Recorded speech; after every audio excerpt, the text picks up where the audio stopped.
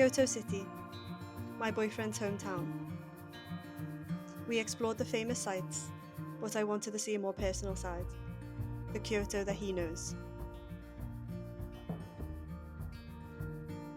So we left the busy city behind and found quiet mountain trails, riverside towns and neighbourhoods you won't see in a guidebook. This is the Kyoto that we discovered. From Kyoto City is just a quick train ride to Uji, where the first thing that greets you is this enormous torii gate. It gives a feeling of the town's history. The streets are lined with tea shops, each one tempting us in.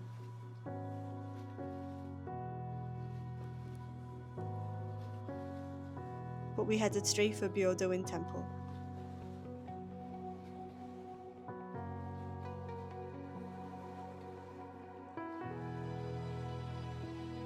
We were stunned by the beauty of the temple on the lake. Our tickets allowed us to cross the bridge and go inside. Unfortunately, there was no photos allowed inside, but I'll never forget the breathtaking golden Buddha. Yusuke taught me the image on the 10 yen coin is of the Byodo-in Temple, and the phoenix on top reminded us of our very own live birds back home.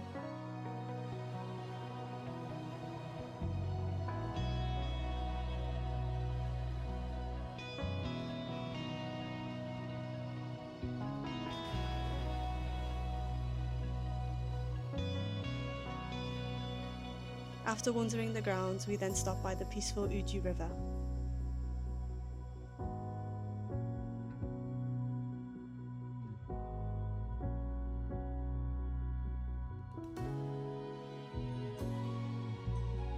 After heading back into town, the freezing weather called for a steaming plate of katsu curry. Of course, I couldn't resist the gacha machines, and let's just say I came home with way too many of these little things.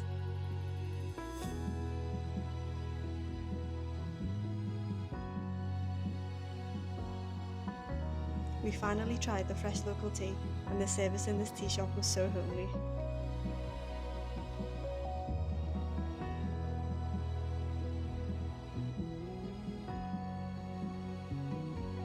We picked up a few gifts before saying goodbye to Uji, and passing the epic statue of Shikibu, the legendary writer who's tied to this town.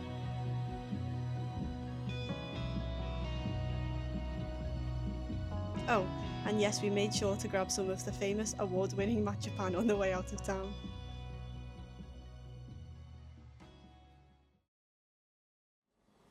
Good morning, guys. Today I'll take you along with us because we're going to Mount Kuruma, I think. And it's the absolute perfect day for it. It's sunny all day. Maybe a little bit chilly, but it's sunny. So we're going to do Mount Kuruma, which there's a few Yusuke temples or shrines. Along the way there's some stunning views of Kyoto, and once you get to the temple, if I'm not wrong, you can go over and go down the other side towards the village of Kabune. So yeah, it's quite a long journey to get there for us. We're staying in the area of Gojo Station, and it's going to take us about an hour and a half to get to just like the base of the mountain. We both really want to do it, and he's done it before and loves it, so I think it'd be a really nice day in this weather. So yeah, let's go to Mount Kuruma.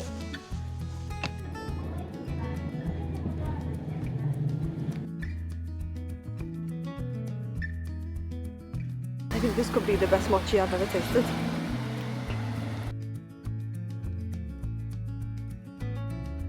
So you see these orange juice machines in many locations, like many hotels, many streets actually. You squeeze orange juice just without having to go to like a juice bar or wherever, like in the UK.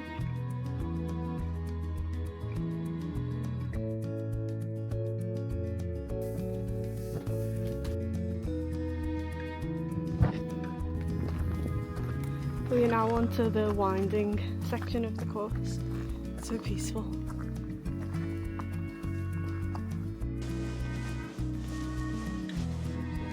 And guys, this is why I was scared of doing this, look. So over there, we can't go because birds have been spotted. But that doesn't mean that birds can't go that way.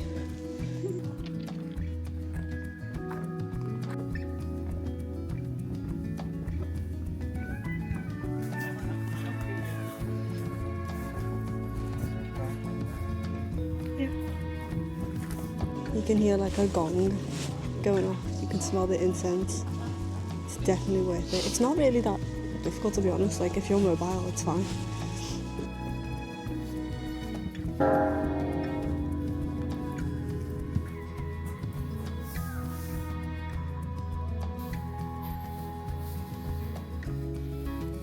This part is a little bit more rough, going over the mountain.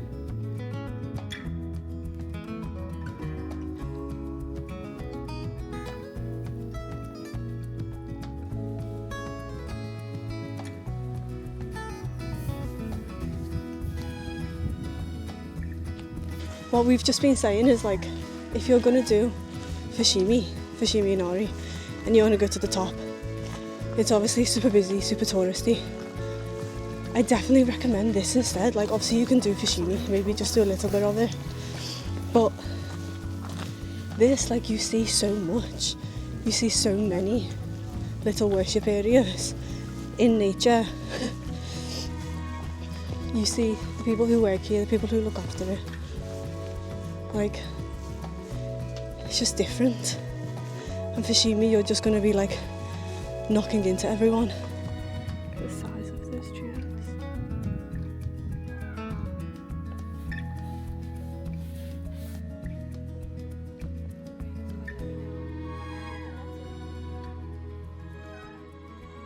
When we finally made it down into the town of Kibune, I felt like I was stepping into a Ghibli movie. We headed up the steps and explored Kibune Shrine.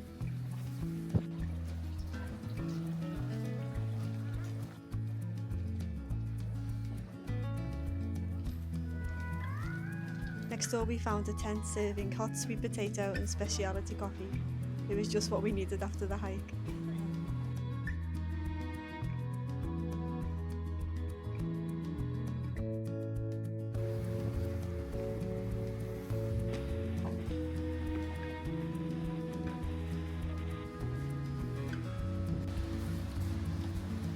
So in the summer, where all of those little like poles are, they put decking on top, so you can eat here. How pretty would that be?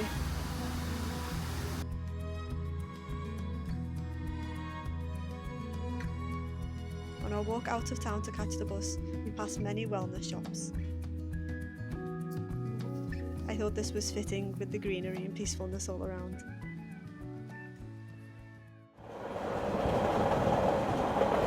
So our second stop after we did the climb is Damachi Yanagi, a small cute town where my boyfriend used to play football. So we've come here to eat croquette, to see where he used to play football. It's the very last stop of the train from Kibune. So now we're going to walk around here and explore this cute town. Massive queue for mochi.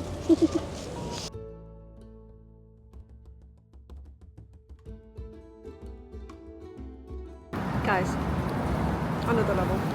Freshness.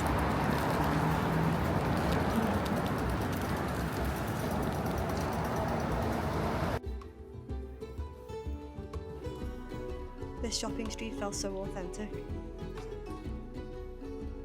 I was dying to explore the cute indie cinema.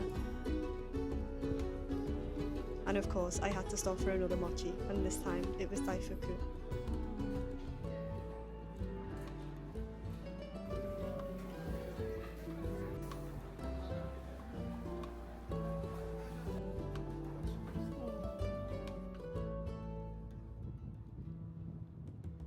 We headed to Kamo River. I finally got to see where Yusuke used to play football. Unfortunately, now there's an apartment block on top of the pitch. As we sat people watching along the river, Yusuke told me about the festival of Goza no Kiribi. Every summer Kyoto's mountains hold bonfires, and this is said to send the ancestor spirits off to the other side. I can't wait to come back in summer and see Kyoto's 5 mountains lit up with bonfires. Seeing Kyoto through Yusuke's eyes made the city feel so much more personal. This was Kyoto beyond the usual sights, and we're just getting started. It would mean so much if you would subscribe and like my second YouTube video, and we can continue more with Japan's adventures. Thanks for watching. Bye!